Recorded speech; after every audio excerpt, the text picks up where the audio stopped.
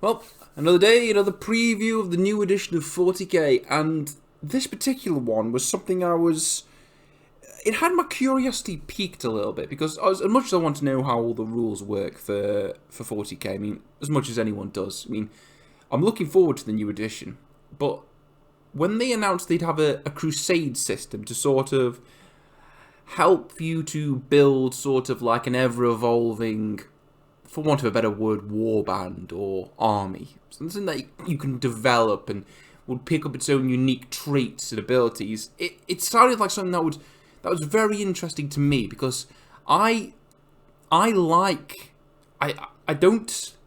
how can I put this in a way that would that you'd understand?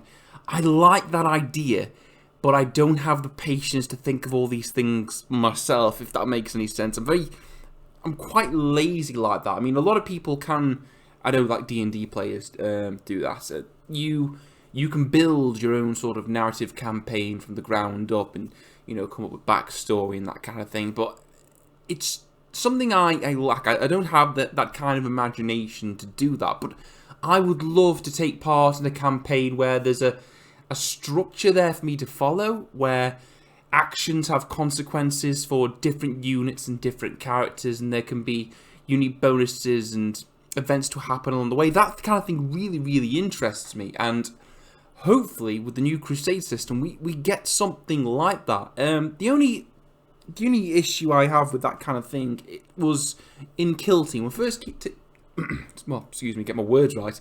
When Kill Team first came out, I like the idea of small skirmish combat, and where dudes can pick up injuries and get unique traits and things like that. But it became a bit of a hassle for me, because it seemed a lot very bookkeepish, if that's not a word or a series of words even, but you know what I mean. It's trying to remember all the little nuances of, oh, he picked up an injury here, he got that ability, and when you stack all these things on top of each other, I know what people would say to that. It's like, well, you just write them down, you moron. It's easy enough. But for me, I always found it more hassle than it was worth. And I'm hoping with the new Crusade system for 40k, it sort of will tread that sort of middle line that I would like. So it's worthwhile for me to get involved, so I could feel like my army is naturally evolving and growing, and, you know, suffering, you know, its mishaps and its great victories. But the sort of bookkeeping it's not enough to put me off, and that's the kind of middle ground I'm hoping it will tread. And with the new preview that the guys from Games Workshop I put on the community site, I mean, most of you have probably already seen this by now, but it's just giving us a brief overview of it. And like I just said there, it's given us an example of a particular unique piece of equipment you can pick up, a trait that I'm assuming you roll off a chart, and a sort of currency, if that's the right way to look at it. The unique sort of artifact, for want of a better word, that it gives us is like this one here, the Xenotech digital lenses, a 12-inch pistol that, if weapon hits the target, suffers D3 moons, and that's obviously, in this context, it's something that you could earn through a battle. Now, with this, the only issue I'd have with this personally, because I play Tyranids, is I can't see a Tyranid picking up a pistol. I can't. I mean, you could, yeah, but you could say that, well, Ben, you know, suspend your disbelief a little bit. Just say it's not a Xenotech pistol. Say your Tyranid just like evolved the gun. It's things like that. But I'm hoping that this kind of thing was faction specific. Like each faction has their own sort of like artifact table you could roll off, or you could develop, that kind of thing. But it is quite interesting. So it's showing us there that your guys and units, as they advance through the campaign system and they have battles, they have the chance to acquire unique pieces of equipment. Again, giving it like a more sort of natural feel of evolution. I'd like to see how the more creative people out there in YouTube who have these big channels and that kind of thing, who have the time to sort of model these kind of things onto their existing minis for all these campaigns, that would be really good to see. I mean, I doubt I'd have that kind of patience. I mean, it might be worthwhile trying, but I'm curious and excited to see the kind of things people can do. Let's say if somebody, just going back to my example, because it's obviously something I know, Tyranids, let's say like a Tyranid warrior performed really well, then it sort of like developed a new sort of bioweapon that it could have on it, sort of like a stand-in for the Xenotech digital laser. So you can sort of like model like a new kind of gun for it, which would be really cool, and obviously it would give that model a bit of character and a bit of backstory, which is really nice. But it's not just the victories that obviously that will be happening and have consequences in this game. It's obviously the losses as well. And obviously we can see from this particular trait here that as units and characters and models, as they suffer losses or take grievous injuries, then potentially it could have an effect on how they would play in the next game. I don't think that I don't think you'll straight up be able to kill something. I think that it would be annoying that if you spent the time to buy, build, paint, and take real care in creating your models and your theme and your army, then it would be really annoying for just to play one game if you're following this Crusade system, just to be straight up dead. You can't use that again. So I think that's not. I'm pretty confident that won't be on the cards, but there would be consequences for obviously falling victim to, for want of a word, fainting, sort of like that kind of thing. And obviously, if you're on the chart, this is one of the results. You just subtract one from the move characteristic and the advance and charge rolls. It's not big, but it's something that you'd have to remember next time round. You know what I mean? It's something that you could still use that model, but you just have to be wary of it's got a debuff. I don't know whether you get a chance to remove debuffs later on down the line, but that sort of like folds into what it goes into after that.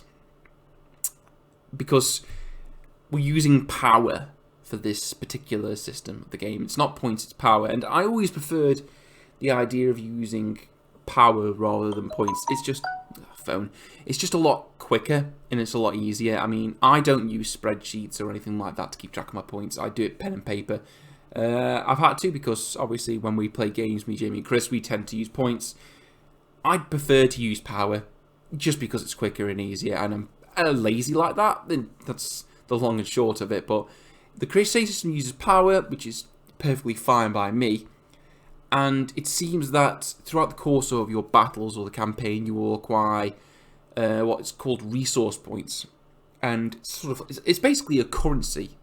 And it's given us an example like what you could possibly use this currency on.